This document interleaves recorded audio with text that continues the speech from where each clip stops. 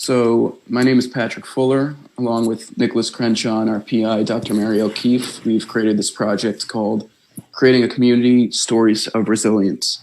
Before we start, I'd like to thank the Center for Engaged Learning for awarding us an undergraduate research grant, Dr. O'Keefe for all of her support as the principal investigator, and Dr. Campbell from the Student Development and Compliance Department just for his project support and inspiration throughout this whole process.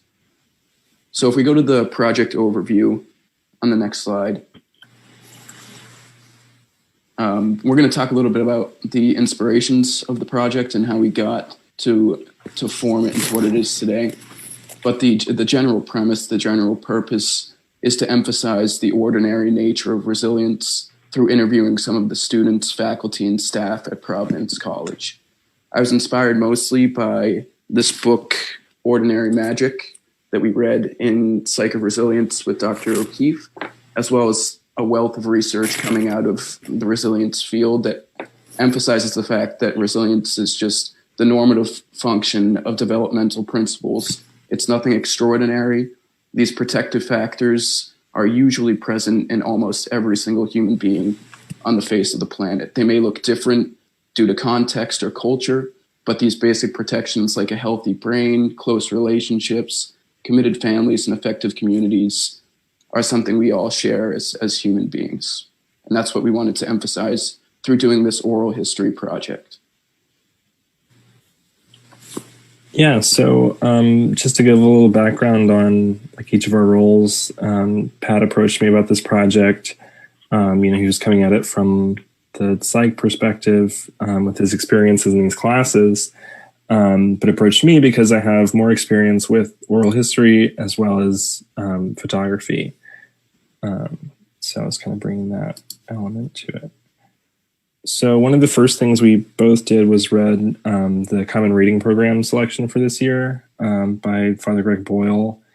And I had also been to the convocation speech that he did. So even though it's not, explicitly about resilience, it's something he deals with a lot in the book. So we picked out a few quotes here, and all these slides are available on our on the celebration page that was made for us.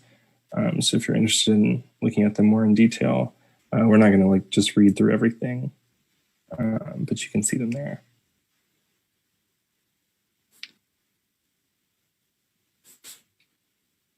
Yeah, so I think the major thing that comes with reading Tattoos on the Heart and the major takeaway is that telling stories, whether you be a gang member in Los Angeles or somebody from an impoverished community or somebody from Providence College, is very powerful and can have an impact not only on the person who's telling the story, but on the recipient of the story, on the audience that's hearing it. So I think it was very important that this was a public project that we could publish on something like YouTube, which we ended up doing for students to consume, to get inspired and comforted by.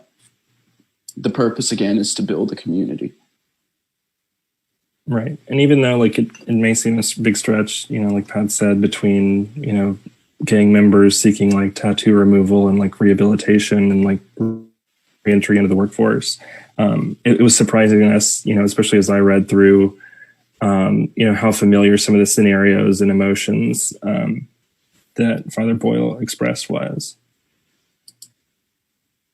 Okay, so another inspiration just for the format that we ended up adopting was StoryCorps, which is an organization that seeks out members of the same family or really close friends to record oral histories with each other.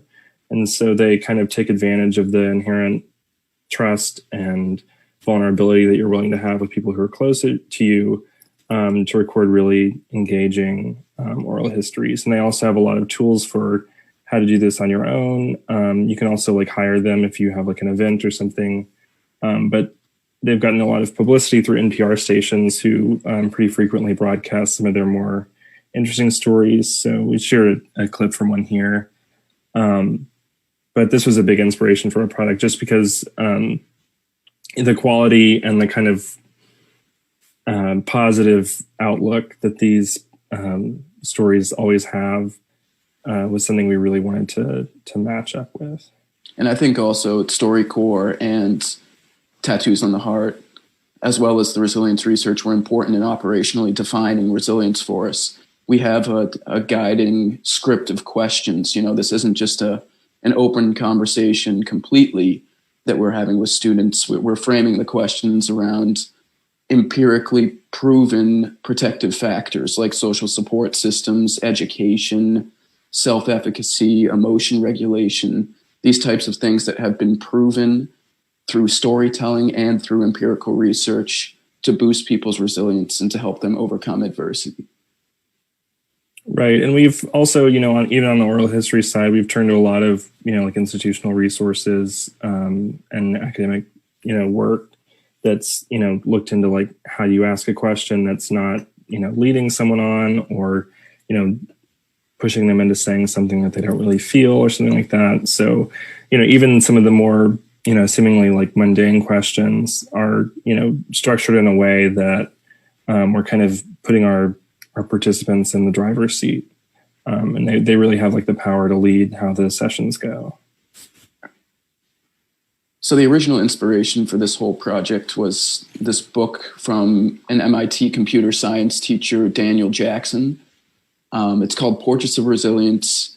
He created it as an independent study project at MIT after a bad spate of suicides they had at the college in around 2014 and 2015. And he really saw it as an opportunity to bring the community together through telling people who have struggled with depression, anxiety, and other mental illnesses, through telling their stories and how they use their external and internal resources to help overcome that adversity.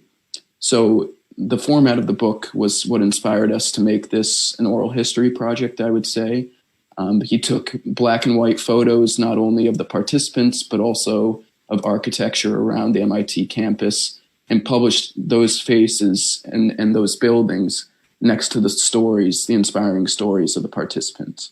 So that really geared our interest and our inspiration toward making this a digital product, something that was visible, could be heard and consumed, and you could take something from it.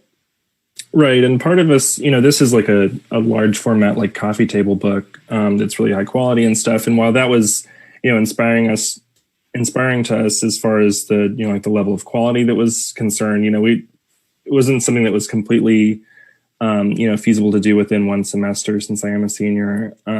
So we chose the digital format so that we could share things more quickly and have more time to spend on, actually capturing the stories and making sure that our process was sound rather than spending a lot of like logistical time on publishing more specifically. Yep. So I know we only have a couple minutes left, but we just wanted to show a couple of the participants we've already gotten so far. Nick, if you just want to click through, spend a couple seconds on each one. This is Kellie Johnson, a sophomore. She told us a lot about her experience in therapy and how that's helped her regulate her emotions and help others regulate their emotions when they're trying to overcome some of these challenges. Then we have Sara Conway, who's a junior. She was awesome. She was willing to be vulnerable with us and tell us a little bit about her experience as an adoptee from China. And she talks a little bit about how literature and platforms like Facebook have become external support systems for her to kind of cope with the tension she has being a Chinese adoptee, but also struggling with a white identity in the United States. But again, these are preliminary participants. We're definitely still looking to recruit more. And we're working on a third participant that we recruited and recorded over the weekend. So if you know of anyone that would be a good fit for this project, or you yourself would be interested, please feel free to reach out to any one of these people through the contact info provided, and we'd be happy and appreciate your time to participate. Yeah, absolutely. We'll try to have a link available somewhere, or you're more than willing to email any of us and reach out, and we'll have you fill out a form for your availability and all that. And, just one more thing on, obviously everything kind of changed following spring break. So we weren't able to do the kind of like studio portraits, which kind of would have matched more of the aesthetics that we were going for. But I think, as you see, you know, we were able to do a pretty decent job of, you know, we wrote pretty specific photo instructions for people to use so that they all kind of line up, and then we've edited them to kind of like line up and look like a cohesive project. So we'll open up the time for questions, and that's about it. Thank you both so much. This is a really timely and fascinating example of an interdisciplinary collaboration. With our last minute, can you talk a little bit about how do you think of resilience as a skill that people can build? And if so, do you have any advice to people on how to build their own resilience? Right. So again, in Ordinary Magic especially, and Masten is very, very careful to say that resilience is not a trait. You're not born with it. Some people don't just have it, while others, you know, are doomed to never have it. It is something that you can build. And I think projects like this emphasize that. There's people who have been upfront and have said that they've struggled in the past. They might not have had resilience, but when they encounter adversity, through these protective factors, through these things that they've been able to lean on, they've discovered and built their own resilience. So I do think the empirical research and these stories show that resilience is not a trait. It's something that can be built. Right. And also, I mean, as far as like the most, you know, helpful avenues, we've seen a lot of people who have, you know, spoken very fondly of, you know, like professional, like psych counseling, like therapy services, but also just close personal relationships, or, you know, reaching out to media and other things. Anything that you can kind of own yourself, I think, is a great resource. Interesting. All right. Well, thank you both. I think we could probably talk about this for a lot longer, but we have to switch over now. I really appreciate your time, and I hope that some people will reach out to you both. Thank you, Dr. Brenner. Thank you. Yeah.